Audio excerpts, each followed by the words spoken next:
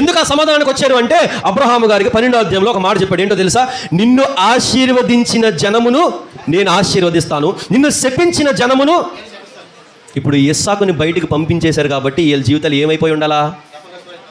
ఆ ఫిలిస్తీన్ దేశంలో ఏమొచ్చి ఉండాలా?